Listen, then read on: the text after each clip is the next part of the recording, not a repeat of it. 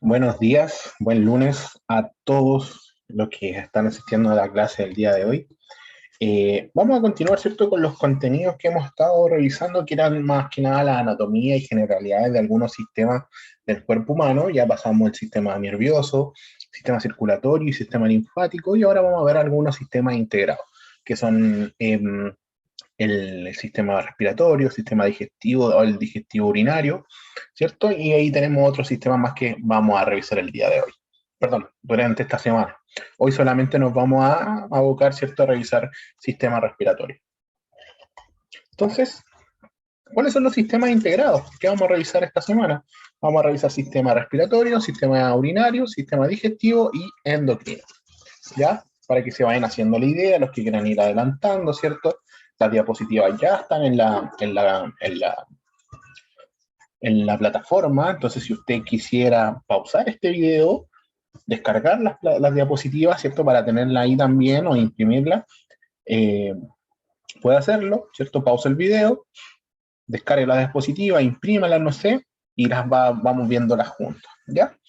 Entonces comenzamos con el aparato respiratorio, que el sistema respiratorio está formado por las vías aéreas, punto importante, ¿cierto? Los pulmones, ¿cierto? Y los músculos respiradores, que vamos a tener los músculos respiradores, los principales músculos respiradores, y después vamos a tener unos músculos respiradores secundarios. Ya, el sistema respiratorio es uno de mis sistemas favoritos, así que lo conozco bastante, así que vamos a ver bien de qué se trata esto, ¿ya? Entonces, el sistema respiratorio está formado por la vía aérea, los pulmones, ¿cierto? Los músculos respiratorios que van a provocar el movimiento del aire tanto hacia adentro como hacia afuera del cuerpo. ¿Ya? Entonces, dentro de la vía aérea, vamos a encontrar que tenemos una vía aérea superior, ¿cierto? O una vía aérea inferior. ¿Ya? Entonces, acá la estamos viendo. Si se dan cuenta, la vía aérea superior o la vía respiratoria superior nos va a juntar la cavidad nasal, ¿cierto? La faringe y la laringe. Si se dan cuenta, por acá atrás es donde se toma el examen PCR, la cavidad orofaringea. Ingresa, ¿cierto?, el hisopo por este lado de la nariz, ¿cierto? Y hacen un raspado de la mucosa que está por ahí atrás, ¿ya? Entonces eso vendría siendo todo lo que es vía aérea superior. Ya después la vía aérea inferior empieza desde la tráquea, ¿cierto? Hasta los bronquios principales, hasta llegar al pulmón, ¿ya? Todo esto vendría siendo vía aérea inferior. Ya, esas son las dos grandes vías que tiene, las dos grandes vías que tiene el sistema respiratorio. Entonces, el aparato respiratorio vamos a encontrar bastantes estructuras, ¿ya? Una de las más importantes son los alvéolos. Ya en los alvéolos pulmonares, las moléculas de oxígeno y de dióxido de carbono se intercambian pasivamente por difusión entre el entorno gaseoso y la sangre. De esta forma, ¿cierto?, el sistema respiratorio hace posible la oxigenación y la eliminación del dióxido de carbono, que es una sustancia de desecho del metabolismo. Entonces, ustedes están preguntándose qué es esto del alvéolo. Acuérdense, ¿cierto? Acuérdense de que en la circulación menor, en esa circulación donde vamos a dibujar acá un corazón, ¿cierto? Bien burdo, un corazón. Venía la vena, ¿cierto? Venía la vena con sangre rica en dióxido de carbono, y la circulación menor que hacía, mandaba esta sangre rica en dióxido de carbono a los pulmones, ¿cierto? Y en los pulmones esta sangre se va a relacionar íntimamente, ¿cierto? Si se dan cuenta acá, hay arterias también y hay venas, o sea, va a relacionar íntimamente en los alvéolos, en donde los alvéolos van a captar las moléculas de oxígeno, van a sacarlas, ¿cierto?, del torrente sanguíneo, se las van a entregar a esta sangre, ¿cierto?, que está rica en dióxido de carbono, y se va a producir el intercambio gaseoso, el tan famoso, ¿cierto?, intercambio gaseoso. De forma bien, ¿cierto?, me salté así muchos procesos, pero para que más que nada vayan entendiendo de cómo se produce este intercambio gaseoso. ¿Ya? Sigamos.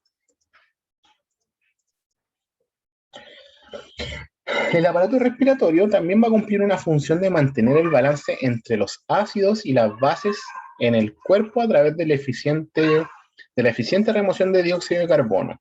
A ver, ¿qué pasa con esto? Cuando nosotros tenemos mucho oxígeno, tendemos a oxidar ciertos procesos. ¿Ya? El oxígeno es una molécula que, si que está en mucha presencia, no va a ser siempre buena.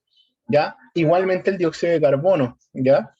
Entonces el oxígeno vendría siendo, cuando hay hay mucha entrega de oxígeno y poca eliminación de dióxido de carbono, vamos a encontrar que estamos en un proceso en que nos estamos oxidando, ¿ya? Entonces hay que tener bastante en cuenta, ¿cierto? Que los procesos de respiración no solamente nos ayudan a mantener nuestro cuerpo oxigenado y poder respirar, sino también nos va a ayudar para mantener nuestro equilibrio ácido-base como corresponde, ¿ya? Dentro de la anatomía vamos a tener, ¿cierto?, que vamos a encontrar una fosa nasal, ¿cierto?, que son las narices. Dame un momentito, por favor.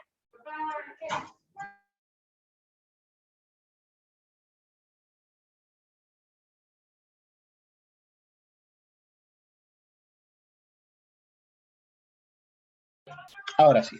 Entonces, dentro de la anatomía del sistema respiratorio, vamos a ver que las fosas nasales, que son las que todos conocemos, ¿cierto?, que las encontramos en nuestra nariz, no en nuestras narices, porque tenemos una sola nariz, pero tenemos dos fosas nasales, van a consistir en dos amplias cavidades cuya función va a ser permitir la entrada y la salida del aire. Por eso son dos como cavidades abiertas, ¿ya? El cual este aire tiene que ingresar, ¿cierto? Si se dan cuenta, el aire siempre ingresa húmedo, pero dentro de las cavidades, ¿cierto? Gracias a todo este sistema de cañerías que tenemos en la fosa nasal, se va a humedecer, se va a filtrar, se va a calentar a una determinada temperatura a través de una estructura llamadas cornetes, ¿ya?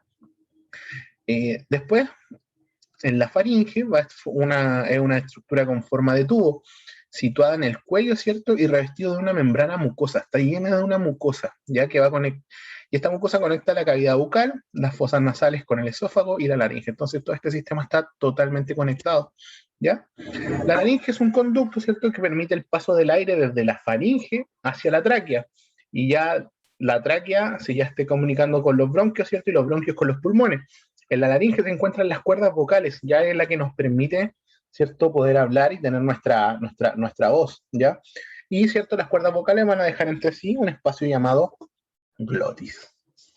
Entonces, las cuerdas vocales son dos repliegues de carácter músculo-mucoso, ¿cierto? Son entre unas fibras musculares y también de mucosa, que están situados en la laringe, que vibran cuando el aire lo atraviesa, ¿ya? Y eso va a producir finalmente la voz. Y la glotis, ¿cierto?, es la porción más estrecha de la luz laringea, ¿cierto?, del grosor laringeo, la parte más estrecha. Perdón. Y un espacio que está limitado por las cuerdas vocales, ya el espacio glótico, ¿cierto? Desde la zona más estrecha de la luz laringea hasta las cuerdas vocales, ¿ya? Después tenemos la epiglotis, que es un cartílago situado por encima de la glotis, por eso se llama epiglotis, sino que por sobre la glotis, eso significa, que obstruye, ¿cierto?, el paso del bolo alimenticio en el momento de la deglución, evitando que este se vaya al sistema respiratorio. Por eso cuando nosotros tragamos, bebemos o comemos, ¿cierto?, la epiglotis, ¿cierto?, es un cartílago que se sitúa, que cuando vamos a hacer el efecto de tragar, se cierra y se va por el tracto que corresponde, por el tracto digestivo y no por el tracto respiratorio.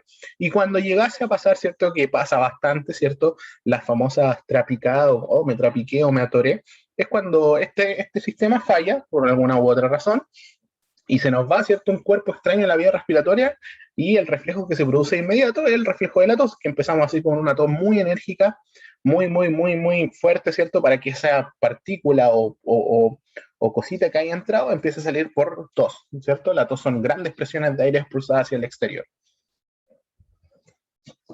Después tenemos la tráquea, que es un conducto en forma de tubo, que tiene la función de hacer posible el paso del aire entre la laringe y los bronquios. Su pared está reforzada por un conjunto de fuertes cartílagos con forma de C, que dificultan que la vía se colapse, ¿ya?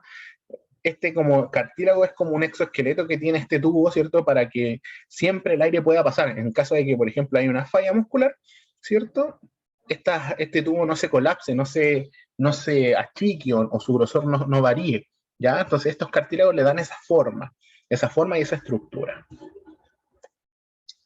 Después vamos a tener para mí uno de los órganos más importantes del ser humano, ¿ya? Tan importante como el cerebro, tan importante como el corazón, tenemos los pulmones, ¿ya?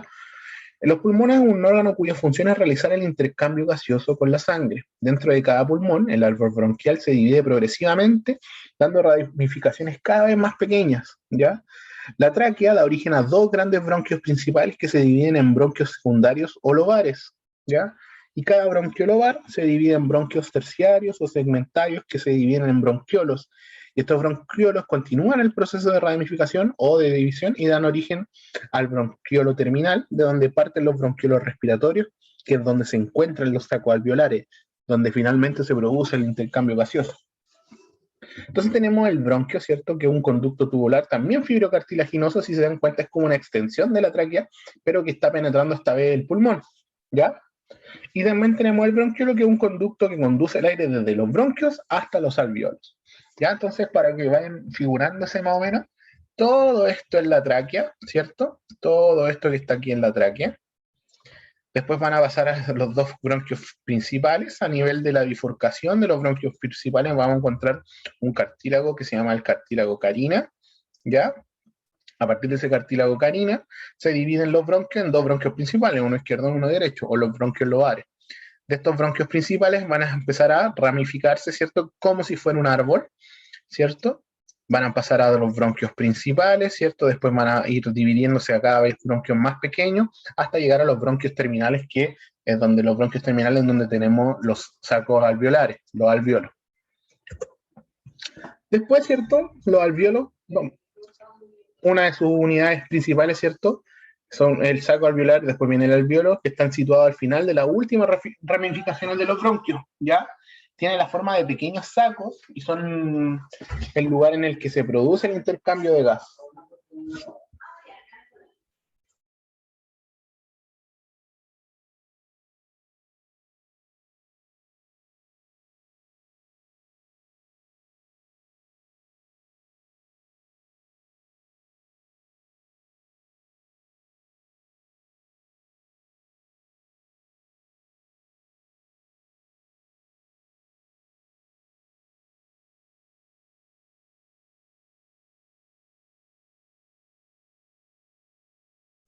Perdón por la interrupción. Ahora sí.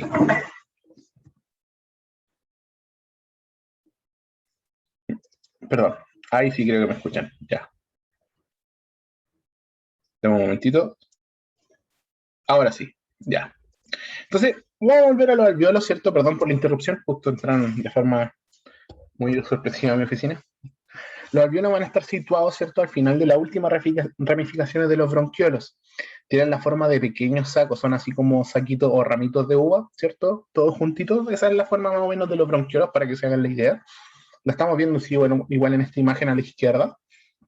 Y es ahí donde se produce el intercambio gaseoso, ya donde la sangre rica en dióxido de carbono se encuentra con los alveolos, ¿cierto? Y también con sangre rica en oxígeno, ¿cierto? Y se produce el intercambio celular, ¿ya?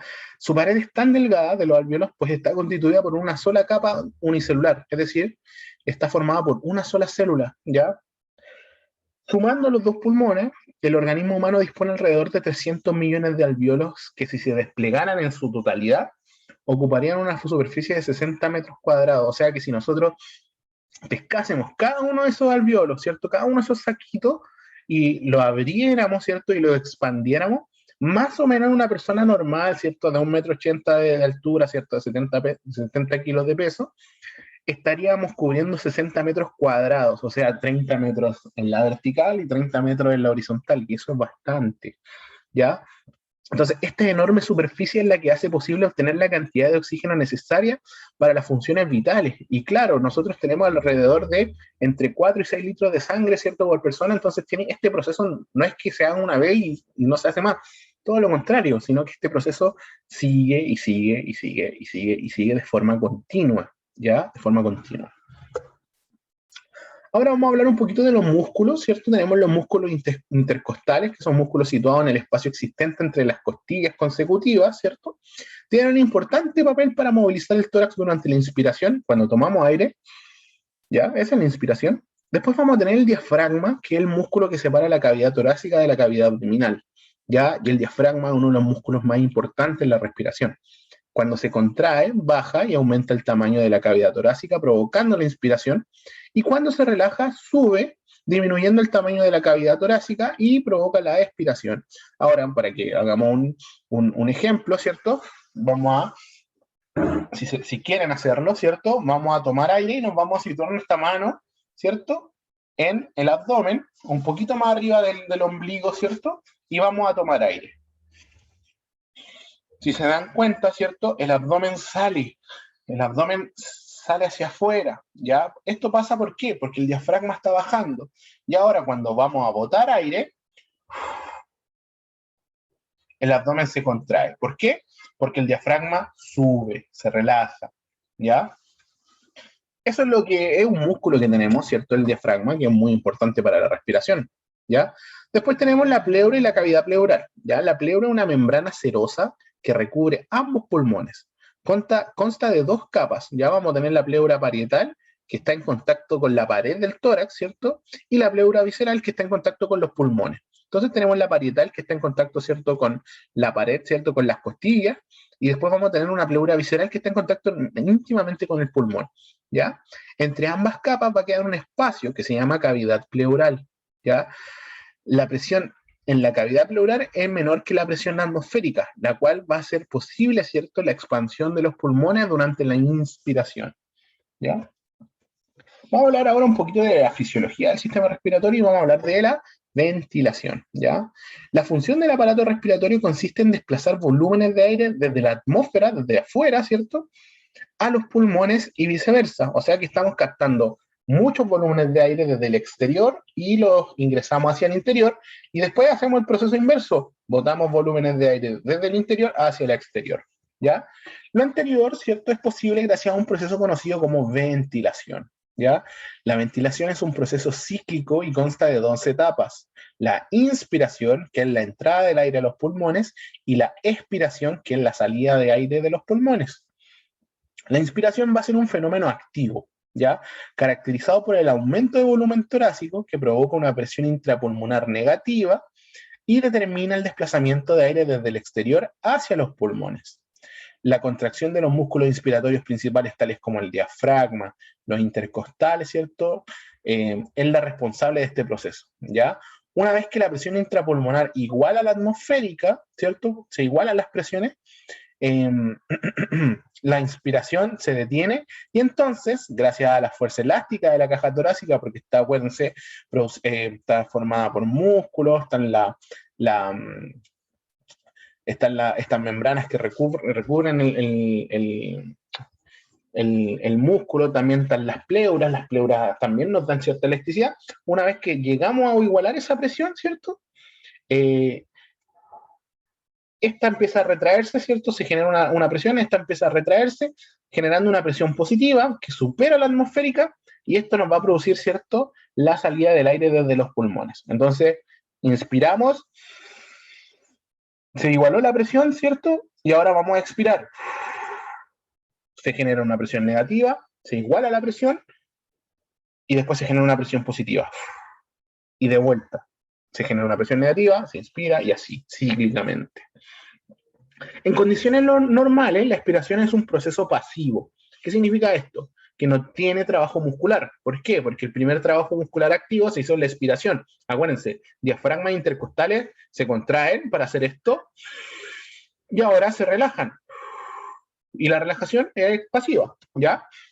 Al relajarse, el diafragma va a subir y vuelve a su posición inicial. Sin embargo, en la expiración forzada, cuando están cantando cumpleaños feliz y tenemos que soplar la velita, ¿cierto? El músculo recto del abdomen se va a contraer, ¿ya? El abdominal se va a contraer, lo que propulsa las vísceras abdominales hacia arriba. Y este proceso, ¿cierto?, hace disminuir aún más el volumen intratorácico y aumenta la cantidad de aire que se desplaza al exterior. Entonces, ¿cómo se los puedo ejemplificar? Cuando uno se va a sacar una foto, ¿cierto?, en la playa y tiene que entrar la guata, ¿cierto?, como que se queda sin aire, ¿cierto? ¿Por qué? Porque estamos contrayendo el músculo abdominal, ¿cierto?, para que las vísceras entren, para simular menos abdomen, menos guatita. Entonces, ¿qué nos pasa eso? Nos está disminuyendo espacio y presión a nivel torácico y nos quedamos como sin aire. Entonces, siempre estas fotos que nosotros tratamos de esconder la guatita, salimos así como apretados, salimos así como no respirando, es por esta misma razón, ¿ya? Ahora vamos a hablar un poco del intercambio gaseoso, ¿ya? Y ahora creo que vienen bastante bien, ¿cierto?, la diapositiva, el dibujo este que tenemos, ¿cierto?, un dibujo del alveolo, y acá tenemos justo un capilar sanguíneo, ¿ya? En el alveolo siempre va a haber oxígeno y va a haber dióxido de carbono, ¿ya? Así que estén atentos, ¿cierto?, a esas dos indicaciones. Una vez que los alveolos pulmonares están llenos de aire tras el proceso de inspiración, ¿cierto? Los alveolos se llenaron de aire en la inspiración. El oxígeno tiene que difundirse hasta la sangre, mientras que el dióxido de carbono sigue el camino contrario, ¿ya? Sale de la sangre y se va hacia afuera. Es decir, pasa desde la sangre a los alveolos. Este proceso ocurre por un mecanismo de difusión simple. El fenómeno se debe a que las moléculas se encuentran en continuo movimiento y se desplazan en todas direcciones, chocando y rebotando entre ellas reiteradamente. Existe una ley física según la cual cuando un gas se encuentra en una cámara cerrada y su concentración es diferente en los dos extremos, las partículas tienden a desplazarse de donde la concentración es alta hacia donde es baja, o sea, gradiente de concentración. Por ejemplo, si yo tengo una cámara cerrada y hay más agua en la cámara cerrada, ¿cierto?, y tenemos una otra cámara cerrada que están conectadas y hay menos agua, es más probable que ese líquido fluya a la cámara, ¿cierto?, que tiene menos agua, ¿ya? Hasta igualarse o hasta hacer el intercambio completo, ¿ya? Entonces, este proceso, ¿cierto?, llega a una situación de equilibrio, ¿cierto?, que es un proceso de carácter celular. No sé, desconozco si es que se lo hayan pasado, ¿cierto?, en ciencias básicas de este curso, pero los procesos de gradiente de concentración se van a conocer, ¿cierto?, como una difusión de carácter simple, la difusión que menos gasta energía, ¿cierto?, más simple hay. Solamente por concentración. Hay más allá, entonces el flujo se va para allá. Así de simple. Déjenme borrar, ¿cierto?, esa dibujo que hice. Avanzamos. Ahora vamos a hablar, ¿cierto?, del transporte del oxígeno en la sangre, ¿ya? Una vez que el oxígeno pasa a la sangre capilar en los alvéolos pulmonares, debe distribuirse por todo el organismo para satisfacer los requerimientos de las células y de los órganos también, ¿ya? Las cuales necesitan de este elemento de forma prioritaria, ¿ya? Acuérdense que la sangre transporta oxígeno, ¿cierto? Y el oxígeno lo necesitan todos nuestros órganos, todos. La capacidad de la sangre para transportar oxígeno disuelto directamente es muy baja, puesto que este elemento es muy poco soluble en agua. Por este motivo, el organismo desarrolló una proteína llamada hemoglobina, ya ahí ojalá les suene la hemoglobina, que tiene la capacidad de captar el oxígeno y transportarlo de forma muy eficiente. Cada molécula de hemoglobina tiene capacidad para transportar hasta 4 moléculas de oxígeno, ¿ya? Un solo glóbulo rojo dispone de aproximadamente 250 millones de moléculas de hemoglobina. Y en un ml de sangre existen alrededor de 5 millones de glóbulos rojos. Entonces vayan captando más o menos de cuánto es lo que se puede llegar a transportar, ¿ya? Vamos a ir terminando, ¿cierto?, esta clase de frecuencia de sistema respiratorio con estos últimos tips, ¿cierto? Vamos a hablar de la frecuencia respiratoria. Ya la frecuencia respiratoria, que es un signo vital, ¿cierto?, es el número de respiraciones que realiza un ser vivo en un periodo específico. Suele expresarse en respiraciones por minuto, que es un movimiento rítmico entre la inspiración y la expiración. Está regulado por el sistema nervioso. Cuando las respiraciones de minutos están por encima de lo normal, se habla de una taquipnea. Y cuando se hallan por debajo de lo normal, hablamos de una bradipnea. En los seres humanos tenemos un gran rango de frecuencia respiratoria. Va a depender de muchos factores, ¿ya? Por ejemplo, si la persona es sedentaria o no, etcétera, ¿ya? Entonces, en el humano, ¿cierto? El ser humano, las respiraciones o la frecuencia respiratoria tiende a ser de 12 a 20 ciclos por minuto, ¿ya? Es un parámetro normal. ¿Y cómo se mide? Solamente se mide observando, ¿ya? Y generalmente nunca le digan al paciente, ¿cierto?, ya le voy a tomar la frecuencia respiratoria. ¿Por qué? Porque en ese momento, ¿cierto?, la persona empieza a modificar su frecuencia respiratoria. Entonces no tiene que decirle nada y empezar a ver cuándo está respirando y empezar a contar en un minuto, ¿cierto?, cuántas veces respira. Y eso sería la clase de hoy, el día de hoy. Ya a partir del día miércoles vamos a ver lo que es sistema urinario. Y espero que le haya quedado claro. Ya nos estamos viendo el día miércoles. ¿Cómo se llama? Un saludo afectuoso, ¿cierto?, que iniciemos bien esta semana. Esta semana es cortita, acuérdense que el viernes no va a haber clase porque es feriado, 17. Así que les deseo lo mejor. Que estén bien. Hasta pronto.